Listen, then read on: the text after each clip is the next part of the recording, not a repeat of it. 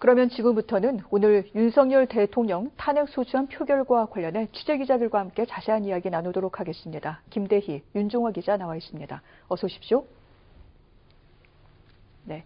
헌정사상 세 번째 대통령 탄핵 소추안 표결입니다. 지난 1차 표결 당시에는 정족수 미달로 투표가 불성립이 됐고 이제 2차 탄핵 소추안에 대한 표결이 잠시 후에 진행될 예정인데 이 점이 궁금합니다. 김대희 기자. 지난주에는 5시부터 시작을 했는데 이번 주에는 지금 1시간 앞당겨졌죠? 네, 맞습니다. 그 탄핵 소추안 지난주 표결 시점은 오후 5시였는데 오늘은 이제 오후 4시로 바뀌었습니다. 국회의장실은 그동안 더불어민주당이 원해서 5시였을 뿐 우원식 국회의장은 해당 시각으로 이번에 결정한 바는 없다고 밝혔습니다. 국회의사 일정 결정 권한은 전적으로 국회의장에게 있습니다. 어제 보고가 이루어진 시점이 2시 4분입니다. 그러니까 다시 말해서 24시간 후죠. 그러니까 오늘 오후 2시 4분 이후부터는 표결이 가능한 건데 우원식 의장은 그 국가적 중대사이고 엄중한 사안인 만큼 각 당의 의원 총회 등 충분한 시간을 줘서 논의를 줬다고 했습니다. 그렇기 때문에 4시로 정한 거고요. 또 표면적으로는 시민들이 오전부터 일찍부터 나와 있기 때문에 최대한 빨리 투표를 마치겠다는 배려도 깔려 있는 것으로 보입니다. 네. 실제로 탄핵 소추안 국회에 보고된 지 24시간 이후 그리고 72시간 내에 표결을 진행하게 됩니다. 그래서 우원식 국회의장 오늘 오후 4시부터 표결을 진행하겠다라고 얘기를 했고요. 잠시 후 4시에 국회 본회의가 개의될 예정인데 그러면 본회의가 열리고 난 뒤 그다음엔 일정이 어떻게 되는 거죠? 김대희 기자. 일단은 본회의는 4시부터 시작이 됩니다. 본회의 시작을 우원식 의장이 또 알리게 되고요. 그리고 나서 찬반 의견 등을 통해서 오후 5시까지는 대략적으로 그 본회의 진행 상황이 되고 오후 5시부터 표결이 이루어진다고 추정되고 있습니다. 네. 실제로 본회의가 개의되자마자 바로 표결이 진행되는 것은 아닙니다. 지난주에도 보셨겠지만 이 상정안에 대한 소추안에 대한 설명이 있고요. 여기에 대해서 지난주에는 그 부분이 여당 의원들의 퇴장으로 생략이 됐습니다만 찬반 토론이 있을 수도 있습니다. 그러고 난 뒤 이제 표결이 진행되는데 대략 5시부터 시작이 되지 않겠느냐라는 것들이 지금 국회에 있는 취재기자들의 전언이기도 합니다. 지난주에 보셨겠지만 사실은 이 탄핵 소추안 그 가결까지는 상당히 엄정한 조건을 충족시켜야 됩니다. 무엇보다 의결 종족수 200명을 채워야만 하고요. 이외에도 이 가결되기 위한 여러 조건들이 굉장히 좀 엄정한데 그렇기 때문에 야권에서는 192명 전원이 참여한다 하더라도 200명 정족수를 채우기 위해서는 여당 의원이 8명 이상 참석을 해야 됩니다. 아울러 이 표결이 가결되기 위해서는 그만큼의 찬성표가 나와야 하는데 그래서 현재 국민의힘 상황에 집중할 수밖에 없는 일정이기도 합니다. 윤종화 기자, 오늘 국민의힘 의원들이 하루 종일 지금 의원총회를 진행하고 있는데 어떤 소식이 전해지고 있습니까? 네, 그렇습니다. 지금 국민의힘 오늘 오전부터 현재 좀 의총을 좀 진행을 하고 있는데요. 일단은 이 권성동 원내대표의 경우에는 이 표결에는 참여하는 것이 좀 합당할 것 같다는 개인적 의견을 좀 토로를 하긴 했지만은 실제로 이 의원들이 탄핵 찬성이나 반대를 이제 의혹 표명을 위해서 본회의에 참석할지는 좀 더 지켜봐야 되고요. 현재 이 대한민국에서 이제 이 두 개 숫자에 집중하고 있지 않습니까? 200 그리고 8. 이제 당내 이 구조들 또 이제 지역 여론, 특히 TK 지역의 여론에 이 당내 소장파도 어떻게 움직일지는 조금 더 지켜봐야겠습니다. 네.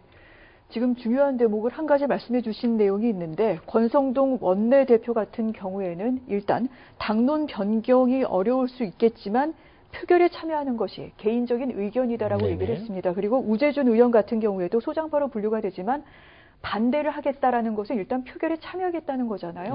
그렇다면 개인적으로 의원들이 표결에 참여하는 것을 국민의힘에서는 막지 않겠다라는 그런 기류로 해석을 해도 될까요? 물론 이제 의총에서 현재도 의총이 진행되고 있긴 하지만은 거기서 이제 당론으로 탄핵 반대 입장 현재로서는 이제 유지될 가능성이 굉장히 큰데 그렇다면 표결에 참여할 것이냐 이 부분에 관련해서 이제 당론으로도 수렴을 할 것입니다.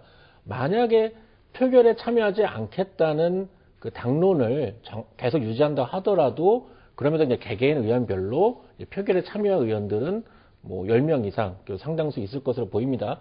그 서울 송파 의뢰 배현진 의원의 경우에도 탄핵의 반대 입장을 밝혔지만 표결에 참여하겠다. 이런 의원들도 상당수 있거든요. 그렇기 때문에 아마 오늘 탄핵 이 2차 투표의 경우에는 지난주와는 다르게 불성립이 아니라 일단은 개표까지는 가는 것은 거의 뭐 확실시되는 상황이다 이렇게 볼 수 있습니다. 네.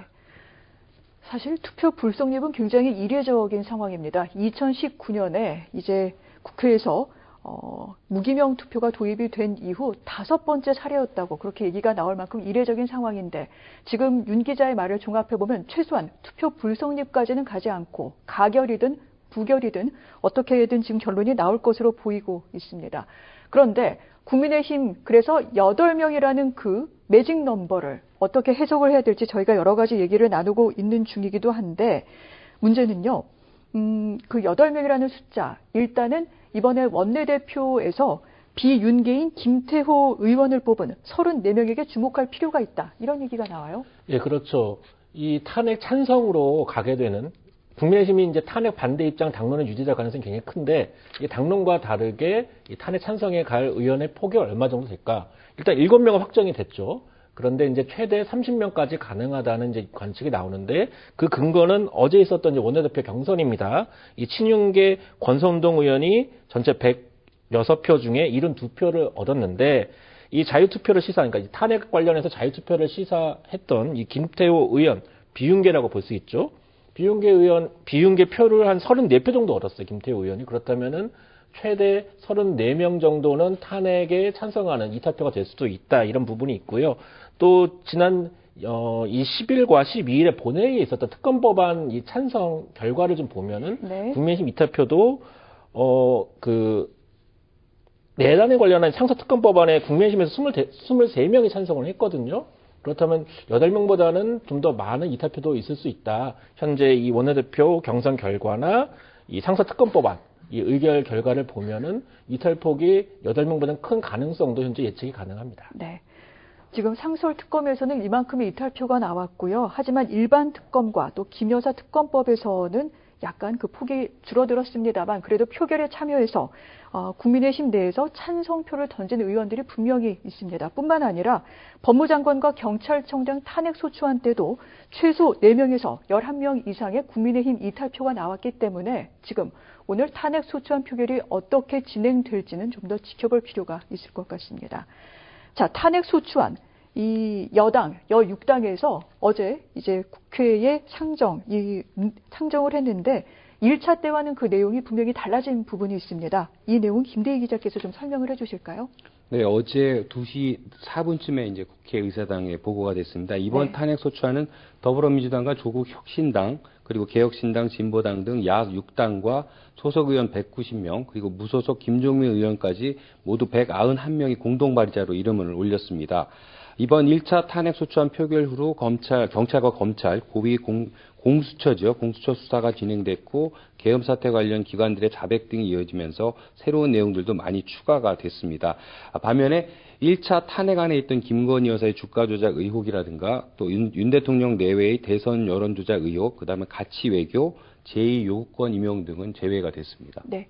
그 부분에 대해서 사실 여당이 좀 비판적인 의견을 냈던 내용이기도 한데요. 그 부분은 정리가 됐고 지난 12일에 그야말로 기습적으로 있었던 그 대통령의 대국민 담화문 내용은 전문이 실렸습니다. 그래서 하나하나 조목조목 왜 이것이 내란죄에 실체적이고 형식적으로 해당이 되는지에 대해서 탄핵 소추안에 정리를 해 놓았고요. 오늘 이 2차 탄핵 소추안에 대한 표결이 이루어지게 됩니다. 그러면 지금부터는 만약에 탄핵 소추안이 가결될 경우 이후 일정은 어떻게 되는지 이 부분을 많이 좀 궁금해하실 것 같은데 김 기자 설명을 좀 해주시죠. 네, 이후 일정을 제가 간단하게 말씀을 드리겠습니다. 네. 잠시만요. 오늘 내용이 좀 많습니다. 오늘 저희가 준비한 내용이 네, 좀 많습니다. 맞습니다. 네. 탄핵 소추안 표결 일단은 그 가능성을 상정할 수 있는 거는 세 부분이 있습니다. 그래서 탄핵 소추안 표결에 들어가고 오늘 가결에 들어갔을 때 헌법재판소가 인용을 하게 되거나 그다음에 이후에는 또 이제 조기 대선이나 윤석열 대통령의 기소가 이루어지게 됩니다. 그리고 가결 부분도 또 두 가지로 나뉘는데 오늘 각하 또는 기각될 수 있는 경우도 되는데 그러면 윤석열 대통령 직무를 복귀하게 되는 경우고요. 그다음에 부결이 되게 되면은 민주당 입장에서는 재발의를 추진한다. 뭐 이런 게 현재 가능한 부분입니다. 네. 자, 오늘 이 가결이 될 경우 탄핵 소추안이 가결된 내용은 헌법재판소와 대통령실로 송부가 됩니다. 그 즉시 이제 대통령의 직무 정지가 이루어지고요.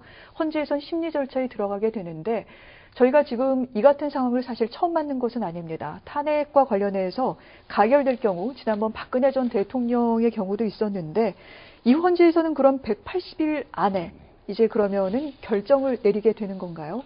예, 일단 맞습니다. 네. 제가 좀. 네. 노무현 전 네네. 대통령의 경우에는 63일이 걸렸고 박근혜 네. 전 대통령의 경우에는 91일이 걸렸습니다. 그리고 맞습니다. 노무현 전 대통령 같은 경우에는 사실은 이제 그 헌재에서 인용을 하지 않았죠. 그러면서 네. 즉시 직무에 복귀하게 됐고 박근혜 전 대통령은 파면이라는 결론이 나왔는데 이번에 헌재에서 180일 정도 그 안에 결론을 내야 합니다만 실제로는 조금 더 줄어들 수 있다. 이런 얘기도 나오죠. 네, 맞습니다. 지금 앵커가 말씀해 주셨던 부분을 조금 더 보충하면요. 네. 과거로 돌아가서 그 탄핵안이 가결될 경우에 윤 대통령의 권한 행사는 바로 정지가 되고 헌재가 탄핵 심판 절차에 들어가게 됩니다. 아까 말씀하신 대로 박근혜 전 대통령의 경우에는 2016년 12월 9일 탄핵 소추안이 가결됐고 2017년이죠. 3월 10일 헌재가 탄핵을 인용할 때까지 3개월간 직무가 정지된 바 있습니다. 탄핵이 인용되면 대통령은 파면되고 60일 이내에 대선을 실시해야 합니다.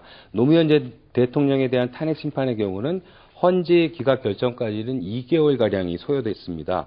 이러한 심판 기간을 고려해 인용한다면 차기 대선은 4개월이나 5개월 뒤 열릴 것으로 일단 계획이 되어 있습니다. 네. 저희가 지금 말씀을 나누는 내용은 이번에 탄핵 소추안이 가결될 경우를 가정해서 말씀을 드리고 있는 중입니다. 그런데 사실 여론의 동향이 심상치가 않습니다. 혹시 이 부분은 윤종호 기자 좀 정리된 내용이 있습니까? 예, 그렇습니다. 현재 이 국민의힘에서 지금 소장파가 곤혹스러워하는 이유 중 하나가 바로 이 여론의 동향이거든요. 그렇기 네. 때문에 그 서울 도봉의 지역구를 둔 김재섭 의원의 경우에도 굉장히 곤혹스러웠었고 결국에는 이제 탄핵 찬성의 공개 기자회견도 가졌었거든요. 관련해서 어제 이제 갤럽에서 공표한 여론조사 결과도 이 윤석열 대통령의 국정 운영 지지율이 11%, 이 전주 대비 5% 하락을 했고요.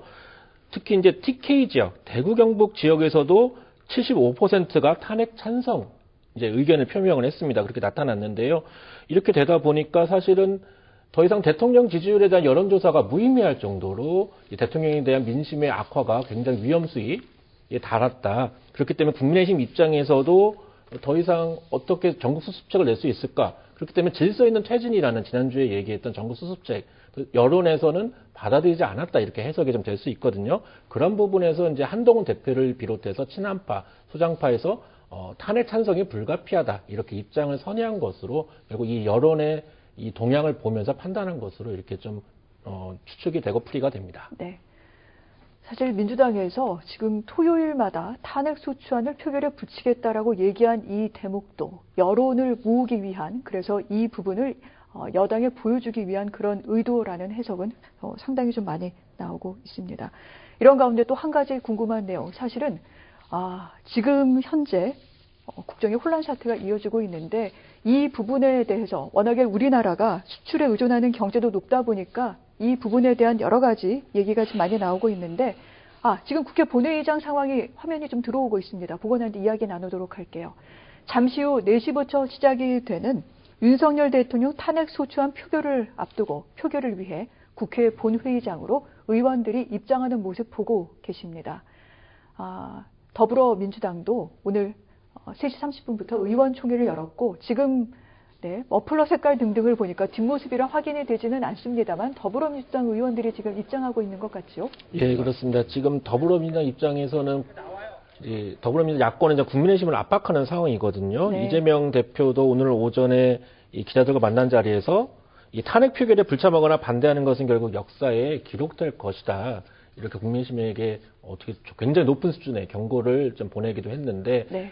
야권에서는 192명 당연히 탄핵 찬성표를 던질 것인데 아마 야권의 이 본회의장 입장한 의원들도 과연 국민의힘 의원들이 몇 명이나 표결에 참여해서 과연 이 8명의 탄핵 찬성표가 이끌어 낼 수 있을지 그래서 좀 긴장감 있게 지켜볼 것으로 보입니다. 네.